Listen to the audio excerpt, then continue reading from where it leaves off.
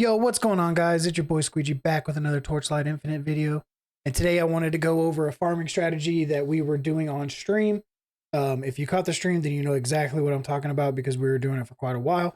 And if you didn't catch the stream, we're going to talk about it right here, okay? So the farming strategy that we were going over is to get the best bases to drop, right? The ones that are worth quite a bit of money, especially if you're needed for in-game builds.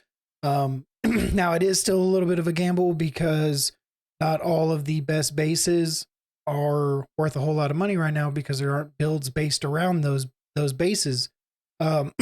So, but when you do get, you know, a really good base to drop that is for a build that is currently out right now, they go for quite a bit of money. You know what I'm saying? I think that the helmet for the Gemma build still going for upwards of like 100 to 150 FE just for the base. And then if you craft it yourself and sell it, then it's worth a whole lot of more money. So that's what we're going to talk about today. How I set it up, what maps I was running, what level, tiers I was running, what compasses I was running. So let's get into the game and let's check it out. Yeah. All right. Now that we're in game, let's go over how I was setting this up. So we are doing T8s, right? Need to be doing T8s. T8s aren't as nowhere near as expensive now, like middle of the league, than as they were at the beginning of the league. So we need to be doing T8s for this to work. You can do whatever section of maps that you like to farm yourself. You know, if you like Glacial Abyss, go do Glacial Abyss. If you like Thunder Waste, do Thunder Waste. Buy bulk of what you want to run and then go run it. Or if you like me and you just save up all your maps from running T7s and then come run a bunch when you get the chance, right? So now as for our deck, we are looking for a couple of things. You can see here, this is the deck I was using mainly because I was still Ember farming in T8s because I needed to build up some stock. Whenever I discovered that this two cards were ran together, worked really, really good at dropping bases, right? So the two cards I'm talking about, of course, are the Brave, so that we get the God of War followers. We can get a whole lot of extra enemies in the map. And then the Fearless drop, right? So as you get more stages in God of War, your quality drops up higher and then jumps up higher and then jumps up higher, right? So you can still tie this into Ember farming if you want to Ember farm, right? If you're low on Embers or you're going to craft or anything like I am. But those are the two cards that we're running. And we're not really worried about Resolve. And the reason why I say we're not worried about Resolve is because of that drop quantity, right? We are trying to get as many pieces to drop on the ground as possible. So you can run Resolve if you can't afford the compasses for a guaranteed God of War, but they're really cheap right now, right? So for me, buying a bunch of compasses for a couple FE and running them, especially when they're cheap, is way better than me losing almost 60% drop quantity, right? When the whole time I'm running T8s so that I can push the quantity up, right? So we're not really worried about the Resolve. We're really worried about getting Brave. We'll run that one first. We're going to run, obviously, the guaranteed God of War compass, right? And I'll show you what that looks like here in a second. And then we're going to run our Fearless next if we have it. If not, I did run a couple where it was just the Brave, and then I stacked, I had Embers on, I had Flamefield on, or I had Admiring on, right? And I was still getting the like 3 to 4 bases on the map that I would normally get, right? But with both cards on and just 2 compasses, right? I wasn't running anything crazy compass wise. I was just running the 2 that are needed for the build, and then we started messing around with a couple other compasses to see how the drops would go, right? So this is no by any means perfect strategy, right? I did not test that many compasses to see what all would drop or how many I could drop. I was getting anywhere from 3 to 5 per map while running it, which is good numbers for me, and I was not even mad about it. And then we started later on in the day, we started trying to figure out what could we add on it to make it more, right? So we're going to be running the Dazzling War Compass. That way it gives a 0.7% chance to drop precious rewards, which is needed to get the good bases to drop, right? And then we're going to be running of course, the God of War, so that we have a guaranteed God of War, right? And as you can see, I mean, they're not really super expensive. 1 for 2, maybe 2 for 3, right? You get a handful of these for pretty cheap. You can get a handful for these for pretty cheap, right? Like these aren't even 1 full FE a piece. And then you can go run this and hope you get good bases, right? What I ended up doing by the time we were, close to end of stream was I was running shiny militants, right? So 60% additional gear drop or dazzling for the 155. But if you're not looking to put a whole lot of money into it, the 60% worked just fine, right? Like I was getting 3 to 5 out of just the 2 compasses. So adding more gear drops adds more to it, right? And you can end up pulling, good 5 to 6 out of the map, right? So I did save majority of these so that we can show it. I think I ran like in total like maybe 9 maps. Whenever I was already almost done for the day.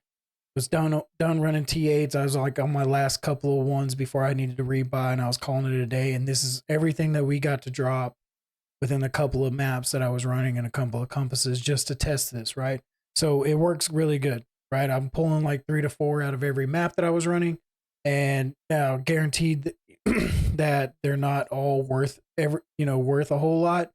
Majority of these in here are for 1 FE, and that's kind of the gamble that comes with it.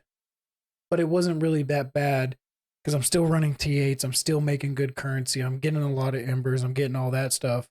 Plus, the compasses are really cheap right now, right? So if you get in there and the compasses are priced ridiculously, then I don't recommend it, because the amount of times that you're going to get a drop and it'd be a pop up blue, hey, this is a good base, and it ends up being like a lava mall, which is worth 1 right now, you know what I'm saying, is just, that's going to happen a lot. So that is the gamble that you're going to take when doing this. Like I said, if the compasses get too pricey, I would just not do it. I wouldn't even worry about it, because you're going to go quite a few maps before you get a good base to drop that's worth something, right? And if compasses skyrocket out of control, there's no point in doing it, right? So just keep an eye on that. So I'd be aware of that. I will have some footage from the stream today here in a minute coming up so that you can see like when I was running it, what I was running, how many, actual base drops I was getting. They do pop up like legendaries, right? So you'll get the little gear sword symbol, blue sword symbol on the mini map, right? And the way that I was doing it is when I run one, you start your God of War, you kill everything, don't stop to pick up anything, because the base are set to drop on you still being active in God of War, right? The moment God of War ends, your chance for a good base drop to drop ends, because that's the reason why we're running the compass. So when you start your map, you want to go all the way to the end, kill everything while your God of War is still active, and then come back and pick anything up. If you don't make it to the end and kill all the enemies, there's probably a couple of good bases that you missed because of it, right? So run all the way through, kill everything, then come back and loot real quick. It's not really that big of a difference, seeing how small a lot of maps are, right? There are a couple other cards that I want to talk about that you can get before we jump into the footage. Right? So you can get this God of War drops, right? That does increase it. Now, this is going to decrease your duration, so you really do need a fast build to get from start to finish while still keeping your God of War up, right? But the drops increase is a really good one. Brazil. Oh, here it is. And then, of course, the other drops increase, right?